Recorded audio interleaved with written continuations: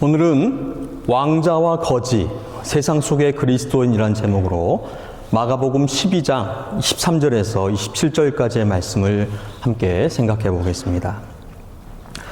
마크 트웨인의 소설 The Prince and the Pauper, 왕자와 거지라는 소설은 영국의 왕 헨리 8세의 아들 에드워드 6세와 거지 알코올 중독자 존 켄티의 아들 톰 켄티의 서로 뒤바뀐 신분과 삶을 통해 부당한 권력에 희생되는 백성들의 삶을 조명하고 시대의 불합리한 현실을 풍자하면서 권력자가 어떠해야 하는지를 일깨워주는 그러한 소설입니다.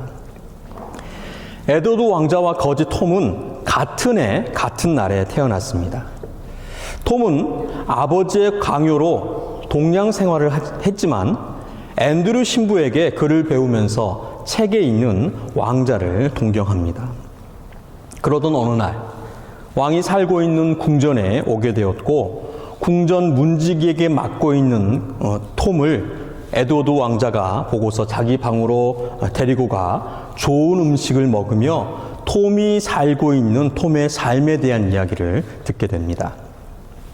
그 톰의 삶에 흥미를 느낀 에드워드 왕자는 서로의 옷을 바꾸어 입고 궁전을 빠져나가게 되고 거지 톰은 궁전에 남게 되어집니다. 전혀 다른 신분과 삶을 살면서 벌어지는 일들을 통해 현실을 그리고 서로를 이해하게 됩니다. 소설의 마지막에는 대관식에서 거지 톰에게 왕관이 쓰여지기 직전 에드워드 왕자가 나타나서 옥새가 있는 곳을 말함으로써 진짜 왕자인 에드워드에게 왕관이 씌워지게 됩니다. 왕이 된 에드워드는 톰에게 관직을 주어 가난한 삶에서 건져주었고 가혹한 법들을 폐지하고 현명하게 백성들을 다스렸다고 하는 그러한 해피엔딩으로 끝나게 되어집니다. 저는 이 이야기를 통해서 그리스도인들을 생각해 보았습니다. 그리스도인들은 왕자 같기도 하고 거지 같기도 합니다. 온 우주 만물의 창조주이시며 통치자이신 만왕의 왕, 하나님의 자녀로 하늘의 시민권을 가진 자로서 그 신분은 왕자인데 죄악으로 사망과 고통이 가득한 세상에 살고 있는 그리스도인. 왕자인 것을, 그리스도인인 것을 밝혀도 세상은 아랑곳하지 않고 거짓 취급을 합니다. 반대로 하나님 나라를 소망하며 기다리면서 이 땅에 하나님 나라를 이루며 살아가는데 이름만, 겉모양만 왕자로 그리스도인으로 그 자격과 품위를 갖추지 못한 채 왕자의 능력 없는 그리스도인으로 살아가고 있지는 않는지 생각해 보았습니다. 우리는 세상 속에서 어떻게 살아야 할까요? 이 답을 오늘 본문을 통해서 함께 생각하고 찾았으면 좋겠습니다. 오늘 본문에 바리새인과 헤롯 땅 사람들이 예수님께 왔습니다.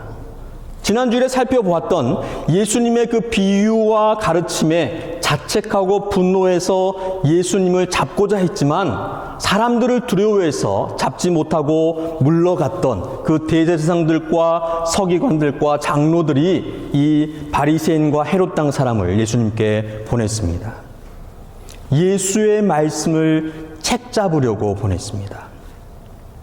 헬라어 원문에 보면 이 책잡으려는 이라는 말은 고기를 잡는다, 사냥을 하다라는 의미가 담겨 있습니다. 사냥꾼이 사냥감을 잡기 위해서 함정을 파고 미끼를 던지는 것입니다. 계속해서 예수님을 찾고 묻는 것은 문제를 해결하기 위해서, 답을 찾기 위해서가 아니라 예수님을 잡아 죽이기 위해서였습니다. 겉으로는 율법을 어기고 신성 모독이라고 했지만 속으로는 그들의 기득권을 잃을까 해서였습니다. 그들이 누리고 있는 힘과 권력, 부와 명예, 인기와 칭송을 점점 빼앗기고 있었기 때문입니다. 그 깊은 내면 속에는 자신들도 자각하지 못하는 본성적으로 나올 수밖에 없는 그들의 죄악이 드러났기 때문입니다. 감추고 싶었던 그러한 속내가 들추어지기 때문이었습니다. 진리가 진실을 드러냈기 때문입니다. 빛이 어두움을 비추기 때문입니다. 여러분, 왜 세상이 기독교를 배척하고 핍박하겠습니까? 왜 예수 믿는 것을 꺼려 하는 것일까요? 바로 자기 죄가 드러나기 때문입니다. 하고 싶은 대로 정욕을 따라서 살지 못하기 때문입니다. 이것을 예수님께서는 이렇게 말씀하셨습니다. 요한복음 3장 19절 20절 말씀에 곧 빛이 세상에 왔으되 사람들이 자기 행위가 악함으로 빛보다 어둠을 더 사랑한 것이니라. 악을 행하는 자마다 빛을 미워하여 빛으로 오지 아니하나니 이는 그 행위가 드러날까 함이요. 여러분, 혹시 우리도 이것 때문에 예수님을 믿지 못하고 더욱 가까이 하지 못하는 것은 아닐까요? 내 죄가 드러날까 봐서, 내 속내를 감출 수가 없어서, 내가 하고 싶은 대로 할 수가 없어서, 핍박과 손해를 감내할 수 없어서 믿지 않거나 믿음이 자라지 않는 것은 아닐까라고 생각해 봅니다. 이러한 사람들의 세 부류가 오늘 본문에 기록되어져 있습니다. 첫 번째는 바리새인입니다. 바리새인은 분리하다, 구별하다는 뜻의 히브리어 파라시에서 유래했습니다. 이들은 율법주의자들로 모세오경과 선지서, 구약, 그리고 장로들의 유전을 철저하게 지켜서 의를 이루고 구원과 복을 받고자 했습니다. 율법을 알지도 또 알지 못했기에 지키지도 못하는 그러한 사람들로부터 스스로를 구별하였고, 지키지 않는, 알지 못하는 그 사람들을 땅의 백성이라며 경멸하고 접촉하거나 교제를 피하고 정죄했습니다. 특히 이방인들, 그리고 세리와 창녀를 가장 악한 사람으로 죄인이라고 노골적으로 부르며 멀리했습니다. 강력한 유대주의 민족적 자긍심으로 이방 점령군인 로마에 대한 반감을 가졌고, 또한 세리가 동족의 피를 빨아서 로마를 배불리는 자들로 그들은 여겼습니다. 그렇기 때문에 로마의 세금을 납부한다고 하는 것, 그것을 반대했습니다. 두 번째는 헤롯 땅입니다. 헤롯 땅은 친로마적 상류층으로 헤롯 왕가를 메시아로 믿고 신봉했습니다. 로마의 통치와 법을 지지하며 국가 권력에 편승했습니다. 정치적 기득권을 가지고 그 영향력을 지키려고 했고, 로마 제국 그 강성을 도모하면서 당연히 로마에 대한 납세에도 충성을 다했습니다. 이들은 결코 바리새인들과 함께 할 수 없는 정치적으로 종교적으로 상극이었던 그러한 헤롯 땅인데, 이 헤롯 땅과 바리새인이 예수님께 함께 왔습니다. 예수님은 이 헤롯 땅과 바리새인에게 방해였고 위협이었습니다. 이들에게뿐만 아니라 이들을 보낸 실질적인 그러한 핵심이었던 대제사장들과 서기관들, 장로들의 눈의 가시였던 예수 그리스도. 그 예수 그리스도를 잡아 죽이기 위해서 자신들의 그 기득권과 영향력을 점점 잃어가고 있었기 때문에 많은 사람들이 예수님을 따랐고, 예수님의 그 인기와 영향력이 점점점 더 커져갔기 때문에, 그리고 종국적으로 예수님을 왕으로 세우려고 하는 그러한 모습들 때문에 대제사장들과 서기관들, 장로들이 이 바리새인과 헤롯 땅을 예수님께 보내었던 것입니다. 결코 연합할 수가 없는 그 본질과 성격상 바리새인과 헤롯 땅이 함께 할 수 없는데 이들이 함께 예수님께 나와왔습니다. 그리고 묻습니다. 선생님이여, 우리가 아노니 당신은 참되시고 아무도 꺼리는 일이 없으시니 이는 사람을 외모로 보지 않고 오직 진리로서 하나님의 도를 가르치십니다. 가이사에게 세금을 바치는 것이 옳으니까 옳지 아니하니까 우리가 바치리까 말리까. 이 바리새인과 헤롯 당의 한 말 가운데에서 질문은 가이사에게 세금을 바치는 것이 옳으니까 옳지 아니하니까 우리가 바치리까 말리까 라는 구절입니다. 그런데 이 질문의 구절보다도 더 긴 미사 역으로 예수님께 말했습니다. 선생님이여. 당시에 선생이라고 불리는 사람은 반드시 질문에 대한 답을 해야만 했습니다. 답을 해야 하는 의무가 있었습니다. 그러니까 이들은 예수님께서 답하지 않고 빠져나가지 못하도록 언어적인 덫을 놓았던 것입니다. 당신은 참되시고 아무도 꺼리는 일이 없으시니 예수님을 우쭐하여 자만하도록 거짓으로 칭찬했습니다. 또한 그 양심과 자비에 호소하는 듯 하지만 그들이 안다고 하는 것, 우리가 안다고 하는 것, 그것은 잘못 알고 있었던 것이었습니다. 예수님은 그들이 그렇게 부추기지 않아도 진실과 진리를 말씀하시고 자비와 긍휼을 베푸시는 분이십니다.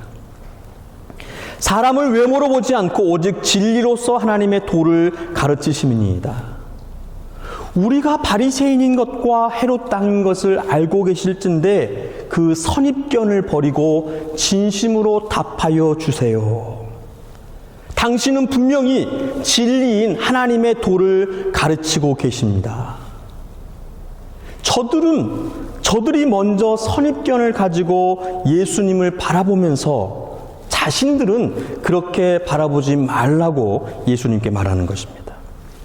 저들이 믿고 있는 하나님, 그 하나님의 도를 가르친다면서 예수 그리스도를 믿지 않고 있습니다. 이들은 거짓과 모순으로 가득했습니다. 행하지 않는 것을 말하며 말하는 대로 행하지 않았습니다.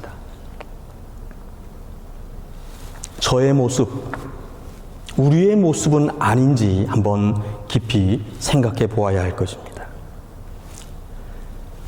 예수님께서는 다 알고 계십니다. 예수께서 그 외식함을 아시고 예수님께서는 그들의 속마음을 감찰하고 계시는 것입니다. 그 의도와 목적, 선함과 악함을 판단하고 계십니다. 감추려고 해도 숨길 수가 없습니다. 이것은 우리도 마찬가지입니다. 하나님의 말씀은 살아있고 활력이 있어 좌우의 날선 어떤 검보다도 예리하여 혼과 영과 및 관절과 골수를 찔러 쪼개기까지 하며 또 마음의 생각과 뜻을 판단하나니. 옛날 개역 성경은 마음의 생각과 뜻을 감찰하나니라고 번역을 했습니다. 여러분, 우리는 예수님 앞에서, 말씀 앞에서 숨길 수가 없습니다. 모두 드러나게 되어 있습니다. 눈에 보이는 사람은 속일 수 있어도 눈에 보이지 않는 하나님은 속일 수가 없습니다.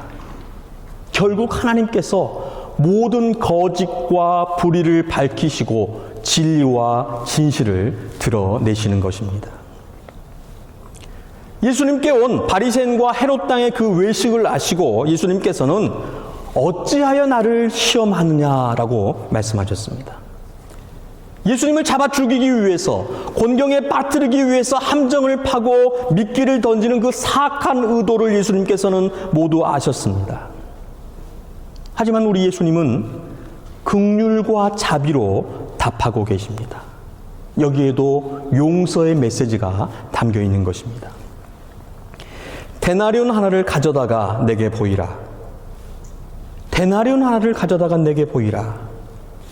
이 데나리온은 당시 로마의 화폐, 로마의 은화였습니다. 하루 노동자의 하루 품삯이었습니다. 보시는 것처럼 아우구스투스 황제의 초상이 새겨져 있었습니다. 이 형상과 이 글이 누구의 것이냐? 가이사의 것이니이다. 가이사는 케사르, 시저, 황제를 뜻합니다. 이에 예수께서 이르시되 가이사의 것은 가이사에게, 하나님의 것은 하나님께 바치라 하시니 그들이 예수께 대하여 매우 놀랍게 여기더라. 바리새인과 헤롯 당이 예수님께 물은 질문은 딜레마였습니다. 가이사에게 세금을 바치는 것이 옳으니까 옳지 아니하니까, 우리가 바치리이까 말리이까. 이들이 말하는 세금은 로마에 내는 인두세였습니다. 사람 머리 수대로 내는 그러한 세금입니다. 유대의 모든 성인 남녀는 남자는 14세에서 65세, 여자는 12세에서 65세까지 세리에 의해서 한 사람당 한 데나리온씩 거두어 로마 제국 국고에 직접 보냈습니다. 이 인두세가 당시 유대인들에게 큰 논란이었습니다. 앞에서 말씀드린 것처럼 바리새인은 이방 나라 로마에 세금을 내는 것이 옳지 않다고 했습니다. 단지 성전에 드리는 성전세만 납부하면 된다고 했습니다. 반면 헤롯 당은 친로마주의자들로 당연히 인두세를 내야 한다고 했습니다. 이렇게 두 부류가 양립할 수 없는 두 부류인데 예수님께 나와서 물었습니다. 가이사에게 세금을 내라고 하면 로마 황제의 권세와 통치를 인정하는 것으로 하나님의 주권과 통치를 부인하는 불신앙이었습니다. 그래서 헤롯 당의 손을 들어주는 것이 됩니다. 반면에 세금을 내지 말라고 하면 로마 정부에 반역하는 것으로 로마법에 따라서 처벌을 받게 되어지고 바리새인들의 손을 들어주게 되는 것입니다. 하지만 우리 예수님께서는 놀라운 지혜로 너무나 유명한 명언을 말씀하십니다. 가이사의 것은 가이사에게, 하나님의 것은 하나님께 바치라.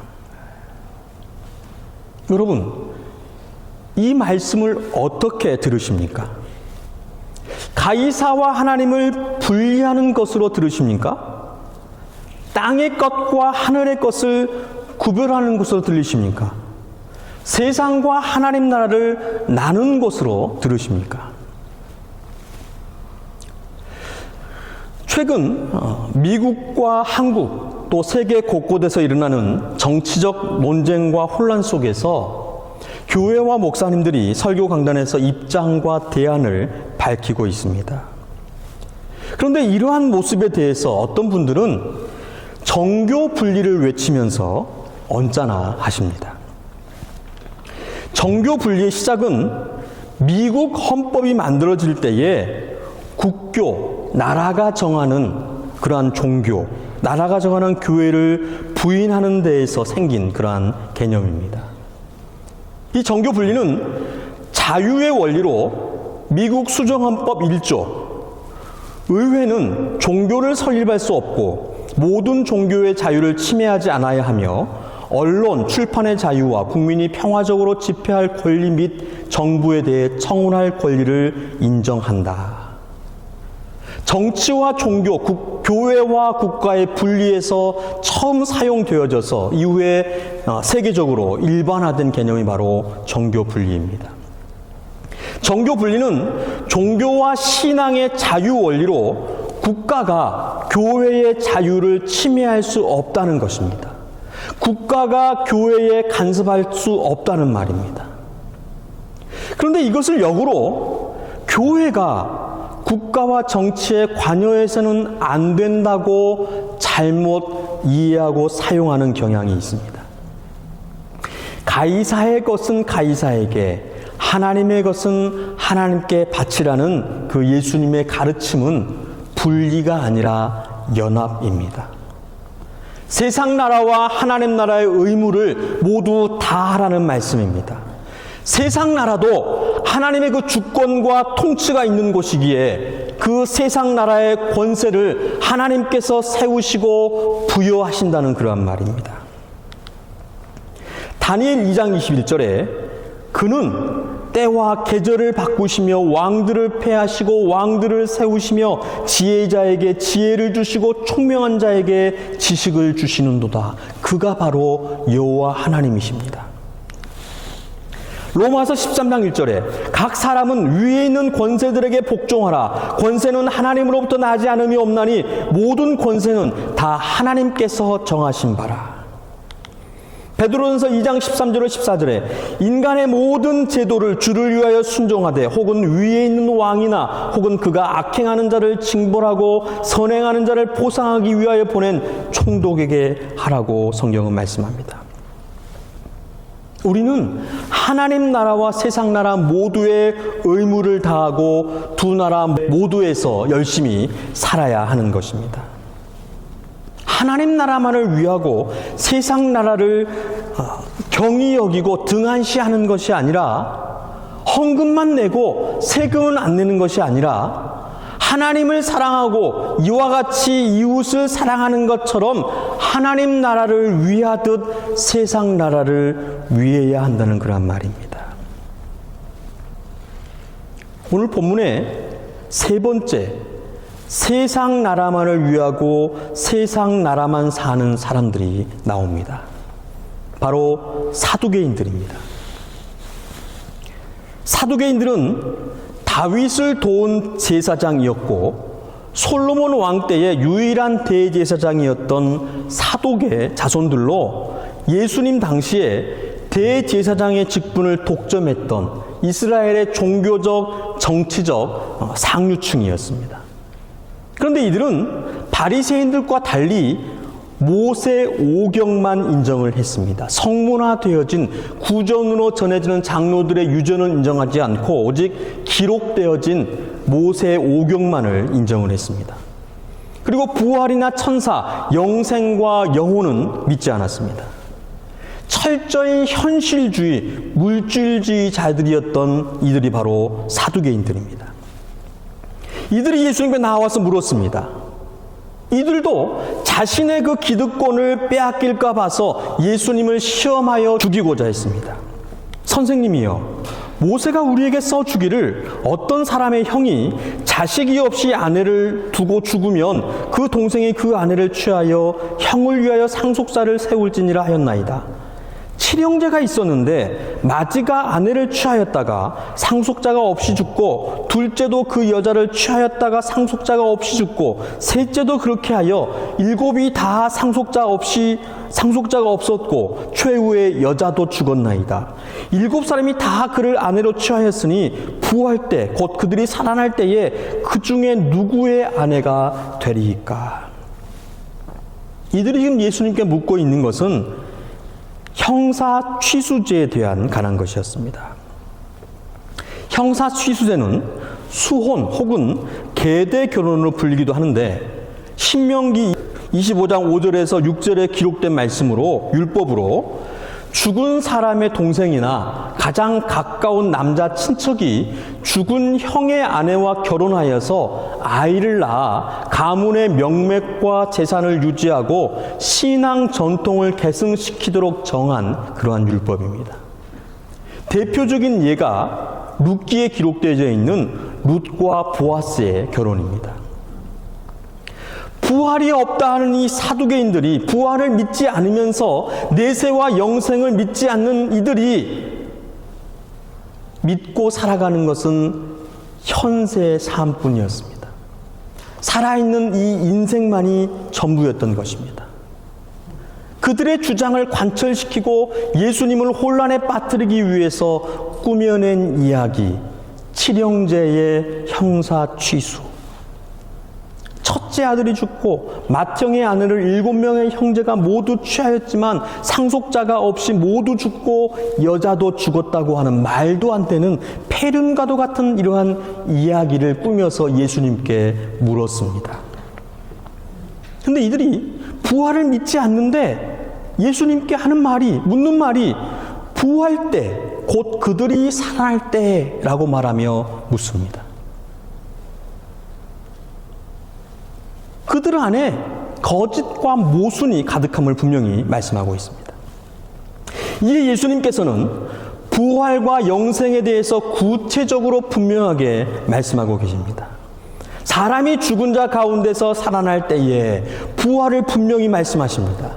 장가도 아니가고 시집도 아니가고 하늘에 있는 천사들과 같으니라 부활 후에 사는 그 내세 천국은 이 땅의 삶과는 다른 결혼하지 않고 천사와 같은 독립된 영생 완성체로 산다고 말씀하십니다.